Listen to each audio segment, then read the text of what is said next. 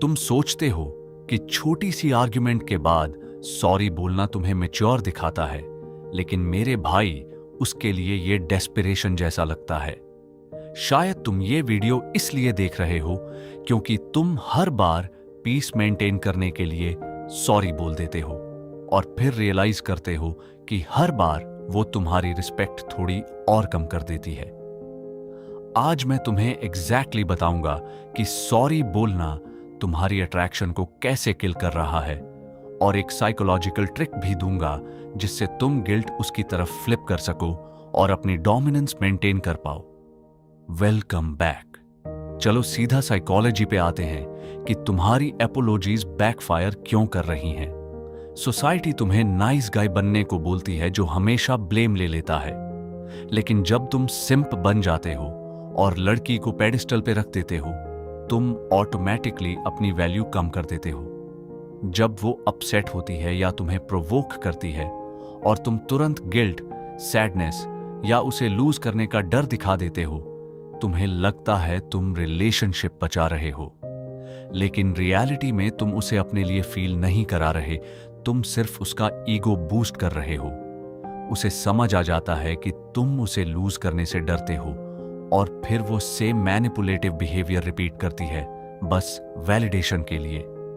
लड़कियां नेचुरली उन लड़कों की तरफ अट्रैक्ट होती हैं जिनका इमोशनल स्टेट वो इजीली कंट्रोल नहीं कर पाती। तो अगर उसके मूड का हल्का सा चेंज तुम्हें पैनिक करवा देता है और तुम अपोलोजाइज कर देते हो, तो मेरे भाई, तुम्हारी कोई डोमिनेंस नहीं बची है। तो अब क्या करना चाहिए? डोंट वरी, मैं हूं तुम्हें गाइड करने के लिए। अब तुम्हें अडॉप्ट करना है कोल्ड एंड काम जेंटलमैन पर्सनैलिटी। अगर तुम हिस्ट्री देखो, जैसे एम्परर अशोका या गौतम बुद्धा, सबसे बड़ा ट्रेट उनका सेल्फ कंट्रोल था।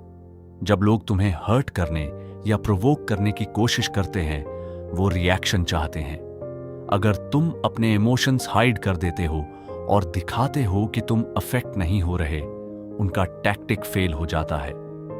तुम्हें यह दिखाना है कि कोई भी तुम्हारी इमोशनल स्टेट कंट्रोल नहीं कर सकता। इसको प्रैक्टिकल में अप्लाई करने के लिए एक 4 स्टेप मेथड यूज करो।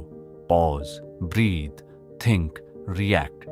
जब सिचुएशन ऐसी हो जहां वो एटीट्यूड दिखा रही हो और तुम्हारा हार्ट फास्ट बीट करने लगे और तुम्हारा फर्स्ट इंस्टिंक्ट हो डिफेंड करना या सॉरी बोलना, उस मोमेंट पे पॉज लो। सब कुछ फ्रीज जैसा सोचो, फिर डीप ब्रेथ लो ताकि तुम्हारा माइंड काम हो जाए।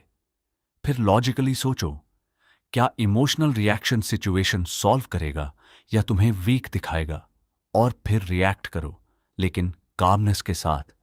जैसे सिंपल बोलना, जब तुम काम हो जाओ तो बताना, और स्पेस दे देना। जब तुम काम आई कांटेक्ट और कंट्रोल मेंटेन करते हो, सामने वाला सबकॉन्शियसली तुम्हारी रिस्पेक्ट करता है।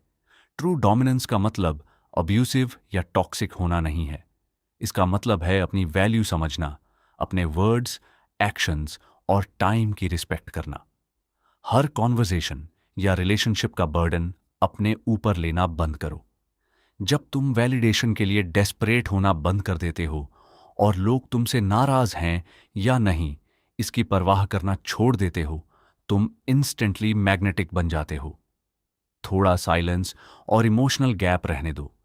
जब वो एक्सपेक्ट करती है कि तुम नर्वस होकर सॉरी बोलोगे, लेकिन उसे काम साइलेंस मिलता है, तो उसमें फियर ऑफ लूजिंग ट्रिगर होता है। वो ओवरथिंक करने लगती है और फिर वो खुद कांटेक्ट इनिशिएट करती है सिचुएशन फिक्स करने के लिए। इस कोल्ड एंड काल्म माइंडसेट को मास्टर करना तुम्हारी की है रियल रिस्पेक्ट पाने के लिए, लेकिन इसको परफेक्टली काम करने के लिए तुम्हें अट्रैक्शन बिल्ड करना भी आना चाहिए जब पावर डायनामिक फ्लिप हो।